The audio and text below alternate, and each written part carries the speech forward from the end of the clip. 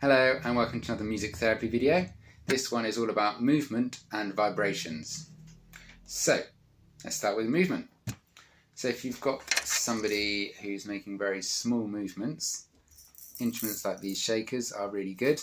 They're very versatile as well. So they've got a strap that can go around one finger, or if somebody's movement is better in their lower body, they can go on their toes instead. So as you can see, not much movement is required to make a sound. Conversely, if someone makes lots of movements, perhaps they can't grip an instrument, then this is really good as well because it will stay in place.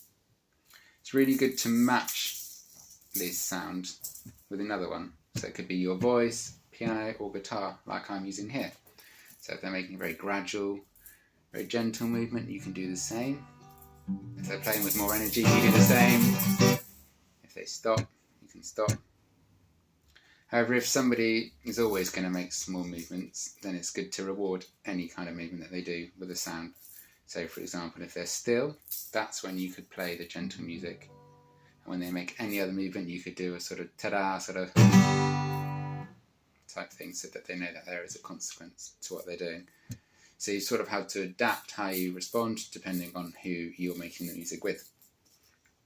Other instruments that can be used in a similar way, things like these bells can be strapped around a wrist or an ankle. The cabasa is really good as well. It can be held and you can make small movements like this, or with the bottom of your feet as well. You can reach out to do that. Or if somebody has more limited movement, you could make the movements for them so that they can just feel and the sensation of the beads whilst also hearing the sound. Wind chimes you could use in a similar way, for example. I also like to use switches to encourage movement, and also it can work on communication as well.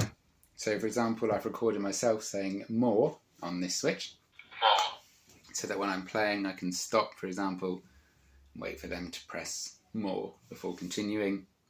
You could also use things like loud and quiet, faster, slower, stop and go, or you could record a bit of a song on there and you sing the rest and leave a gap for them to press the switch to complete the song, for example. So they're really good for that, and again you can place them on a tray in front of someone, in front of their hand for them to press, by their feet.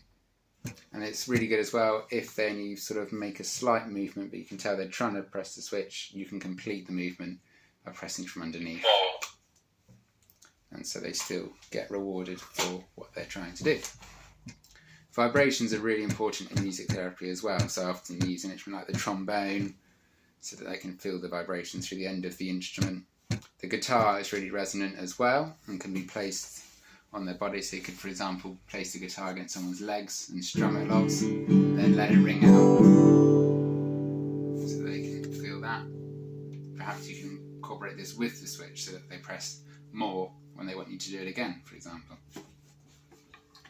So I hope those techniques have been useful.